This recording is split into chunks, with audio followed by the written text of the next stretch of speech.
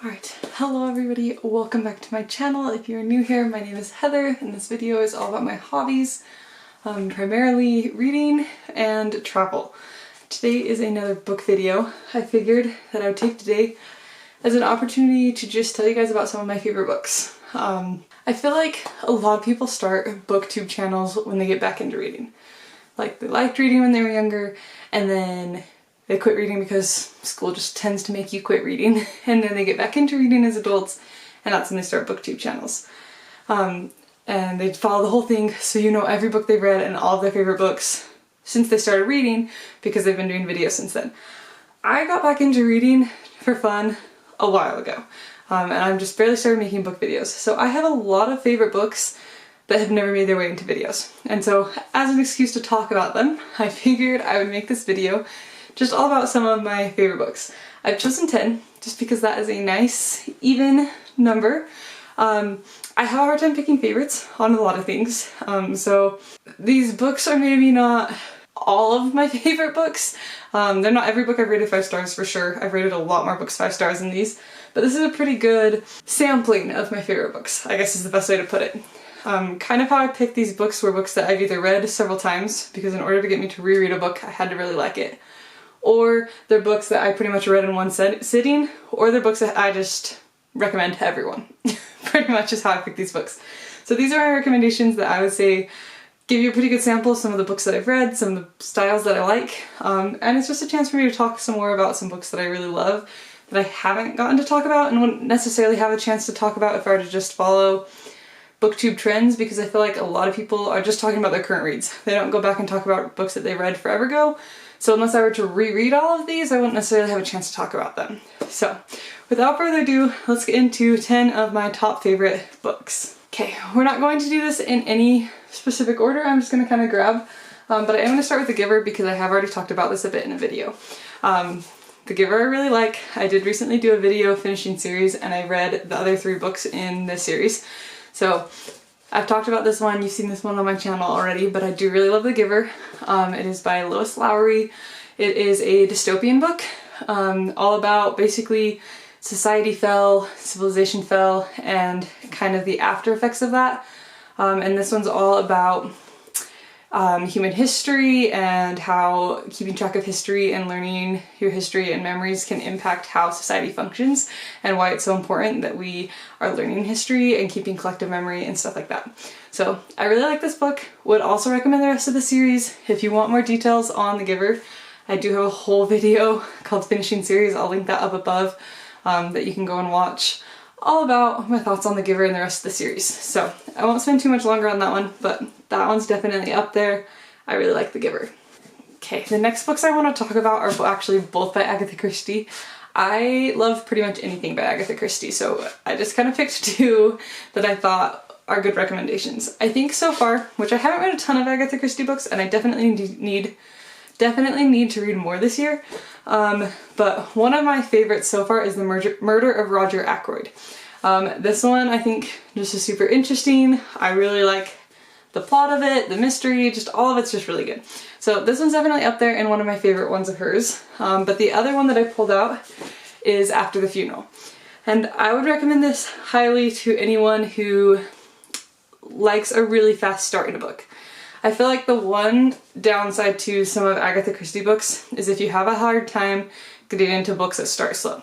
Because a lot of her books start out with like introduce all the characters and then finally we get into like the plot and the mystery. And so I know I've recommended some of them to my brother and he can't get past the like introduce all the characters part. This one gets right into it. There's already someone dead from the very get-go, they're all at a funeral. So if you want to read something by Agatha Christie but you don't want to do the lead up of learning all the characters beforehand, this is the one I would recommend. Again, it's After the Funeral, Agatha Christie. This one's really good. I guess I can read the back. When Cora Lasquinette, I have no idea how to say that name, is savagely murdered with a hatchet, the extraordinary remark she made the previous day at her brother Richard's funeral suddenly takes on a chilling significance. At the reading of Richard's will, Cora was clearly heard to say, "It's been hushed up very nicely, hasn't it?" But he wasn't murdered, was he? In desperation, the family solicitor turns to Hercule Poirot to unravel the mystery. So, 2 people die within the first like couple chapters, so this one definitely gets going really quick. So, would highly recommend. I think it's really good, and I always love a Hercule Poirot book. Okay, the next book that I want to talk about is The Hobbit. I've got this tiny, cute little version of it. I love The Hobbit. I've read The Hobbit probably 3 or 4 times in my life. I really like The Hobbit. It's just such a nice little lighthearted, quick read about fantasy and just a new world, and it's just fun. I am currently reading the Lord of the Rings trilogy to finish it off, because I've read The Hobbit but I've never gotten through Lord of the Rings. So I am currently reading that. I'll have a whole reading vlog coming out about it. But I wanted to talk about The Hobbit because I do love The Hobbit. I read this probably the first time when I was in elementary school, and I've read it several times since then. It's always a good one to just go back to and reread. It's just such a fun, wholesome adventure. Like, it's not a mystery necessarily, it's not like anything super crazy is happening. It's not like a stressful mystery book. It's just like a fun adventure book. And so that's what I always like. If you don't know what it's about, it's basically the prequel to Lord of the Rings, which I feel like is so big that everybody knows what Lord of the Rings is at this point. It's all about Bilbo Baggins and how he goes on an adventure and how we find the ring that then becomes the whole storyline for Lord of the Rings. So I highly recommend if you ever want just a fun, quick read that's just a fun little adventure fantasy. Okay, the next one that I want to talk about is also a very famous book, and that is A Wrinkle in Time. A Wrinkle in Time, if you don't know, is kind of, I think it's technically sci-fi, but it feels almost more fantasy, but it is sci-fi. It is about Meg and her brother Charles, who go hunting for their dad who has gone missing. He's a scientist, and they do that with the help of some, they seem mystical and magical, but they're like all rooted in science. It's such a hard book to explain because it feels like a fantasy book, like very similar vibes to The Hobbit, but it's like science. And so if you haven't read it or seen the movie or anything about it, where have you been? It's so big. I thought the movie was also really well done. So if you want to read the book and then watch the movie, that'd be a great way too. There are a few things that are different between the movie and the book, but for the most part, I think they captured it pretty well. This also does have, this is the first book of a series, which I didn't know until not too long ago, but I have read the rest of the series. I definitely like the first book the best.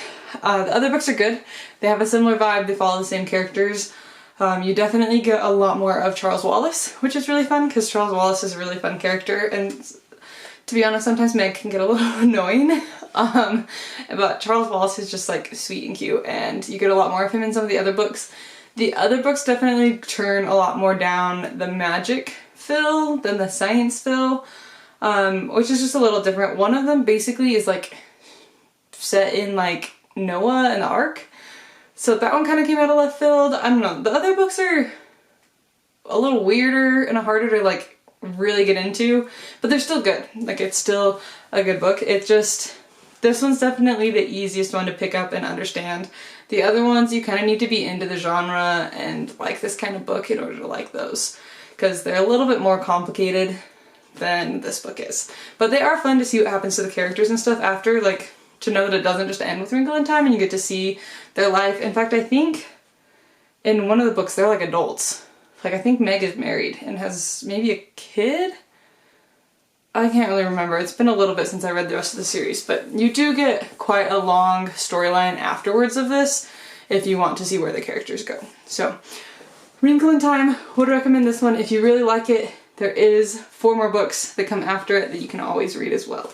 While we are on the sci-fi, this one's one of the biggest books that I have in this, but it is The Search for Wanda. This is a trilogy.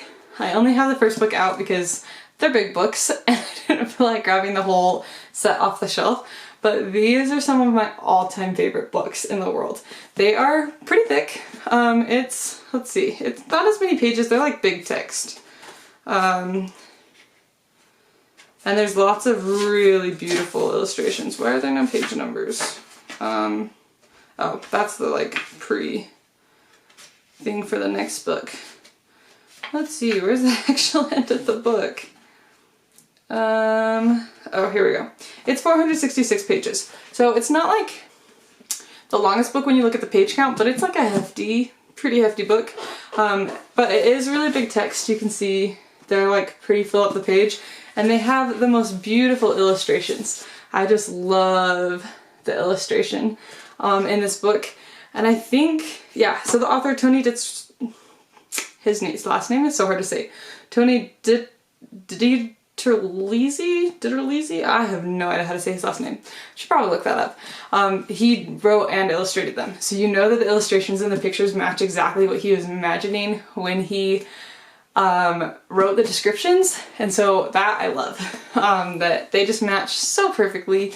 Basically the premise of this book is that humans have gone extinct almost. They're like endangered, and aliens have come and taken over Earth. And our main character, Eva 9, I don't know, I call her Eva 9.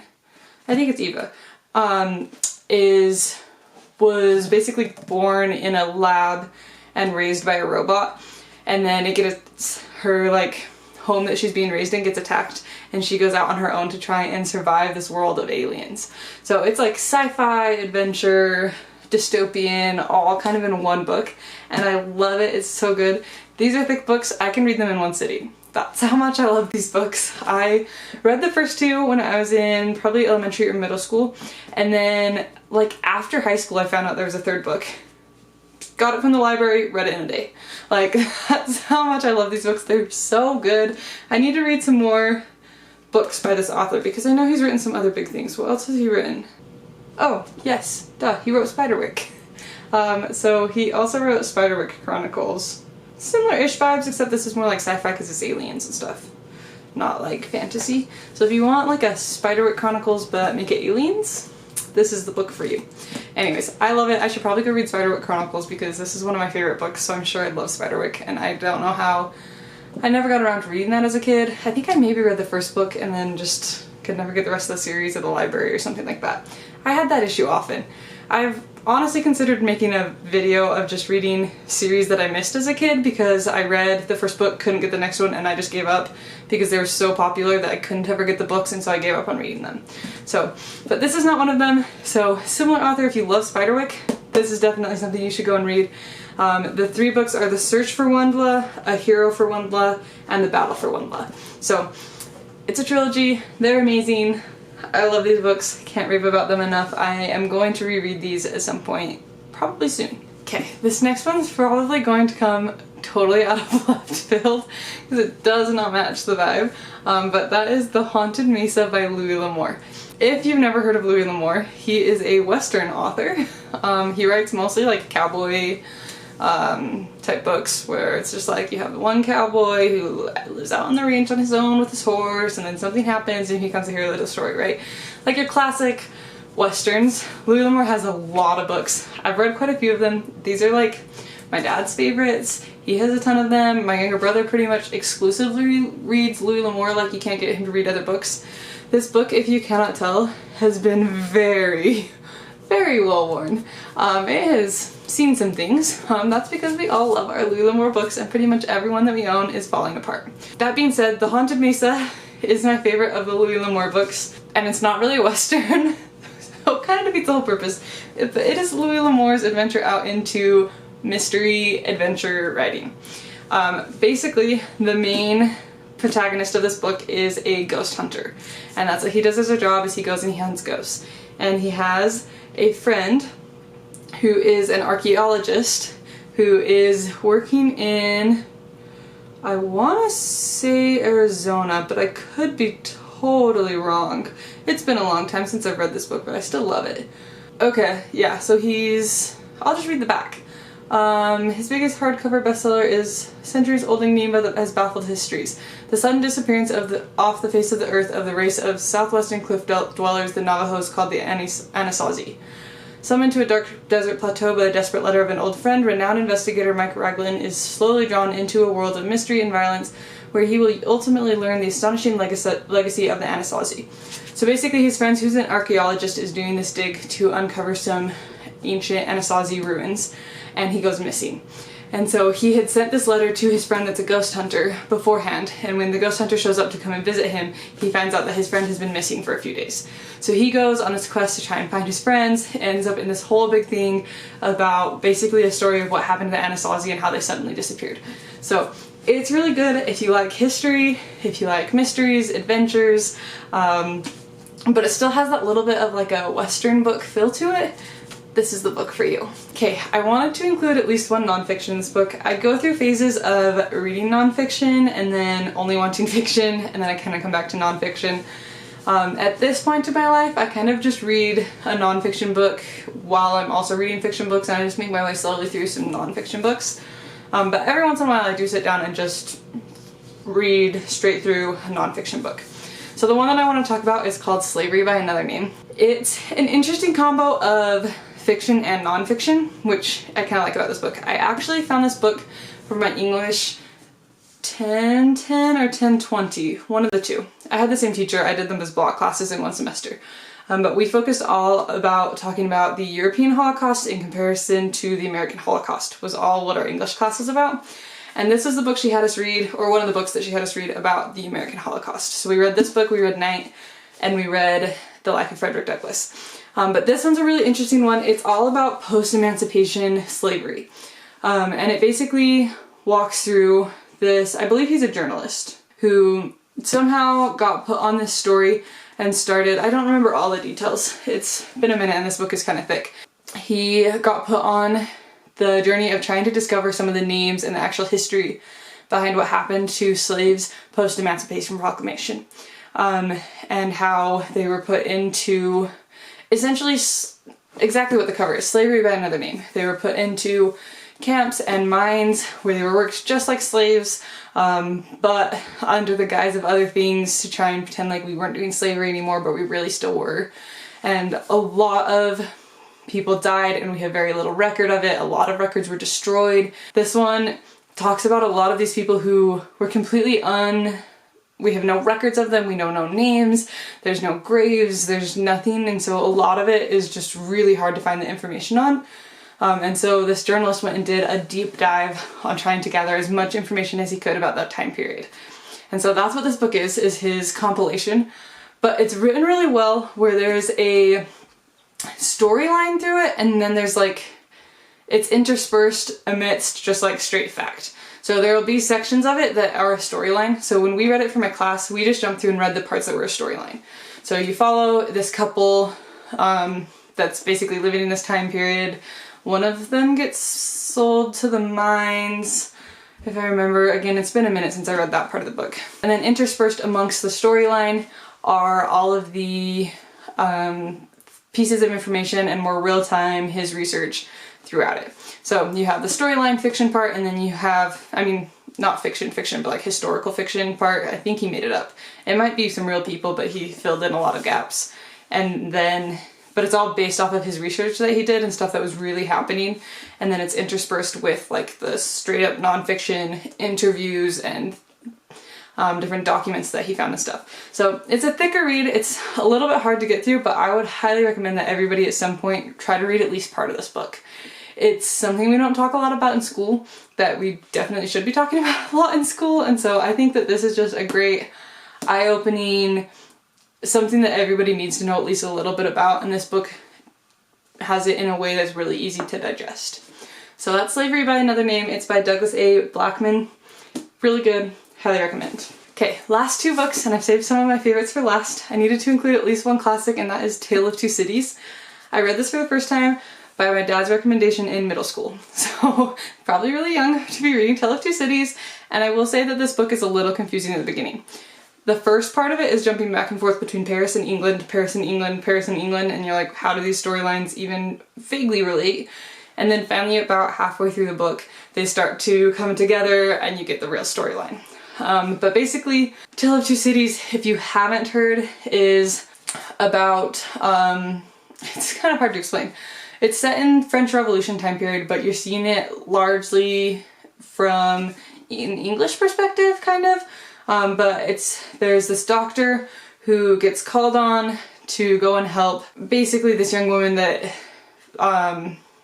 these aristocrats in France had killed. And she ends up dying. Her brother ends up dying as well. The doctor gets put in the Bastille for it. Years later, when the French Revolution happens, they free him. He goes back to England, or he moves to England to go be with his daughter. And then it's this whole story about how that all comes back to get him during the revolution, and he just basically them dealing with their lives of being not really all for the revolution, but being totally engrossed in the revolution. And so I love things that are set in the French Revolution time period. That's just one of my favorite time periods to read about. This book is really good. It's a classic for a reason. I will say it's a little slow. There are some kind of heavy parts. The ending's not happy, if you didn't know. I don't feel like I can really spoil too many things about this book because it is so well known. I think a lot of people know it. It's also a really great musical, so if you like musicals, go listen to the music for Tale of Two Cities. Even if you don't read the book, the music is so good. So that's Tale of Two Cities by Charles Dickens. I definitely need to go and read some other things by Charles Dickens because I do really like his writing. So, but this is a really great one if you like French Revolution time period, all about the guillotines, and you want it from maybe a little bit more like human, not so just all about the revolution and viewpoint. But you still get characters that are fully like revolution leaders, and then you get people who are like from England and like, what are you doing? And so you get a good mix. I really like it. It's a classic for a reason. Okay, I have saved my absolute favorite for last, and that is The Robe. This is written by, I don't even know. Oh, here we go. Lloyd C. Douglas, The Robe. This is also, I think, a classic. I would consider this a classic. It's probably not the most popular one in the world. There is an old movie about it. I've never watched the movie. But basically the plot of this book is it's following one of the soldiers who was in charge of crucifying Jesus. So definitely helpful if you know Christian scripture and backstory and stuff in order to have a general gist. But it starts, he's a soldier that gets sent to crucify Jesus. It impacts him super hard. He ends up, when they deal out his belongings, he ends up with the robe. And so he takes this robe and he ends up keeping it, and it's all about how he goes through this process of trying to learn about the man that he killed, essentially. And so I don't want to spoil too much, but he goes through this whole journey. It talks a lot about post-traumatic stress disorder, like PTSD, depression. It tackles some really heavy topics, but through the light and the stories of Jesus. And so it's not as heavy as it could be, and it's definitely like a hopeful book. It gets you thinking. My family has a debate going about whether we like the ending or not. I think the ending is so fitting. But it's just a beautifully written book, especially if you're a Christian and you want just another, obviously historical fiction, we don't actually know about this stuff, but really well written, really beautiful way to just get kind of another perspective and just get you thinking more about the stories of Jesus. So this one's really good. I will forever recommend The Robe. It is the book that I always list when I have to choose a favorite book. The Robe, all the way. I recommend everybody read it. It's just the greatest book ever. Alright, thank you so much for watching this video. I hope you enjoyed seeing my top 10 favorite books that I chose for this video. If you have read any of them, I'd love to know your thoughts on them. If you do read any of them, I'd also love to know. You can always DM me. I link my Instagram down there, or you can leave a comment. Based on these books, if you have any other recommendations that are kind of like these that I don't know about, I would love some recommendations if you have books that you think I'd like based off of the ones that I just listed. I'm always looking for more book recommendations.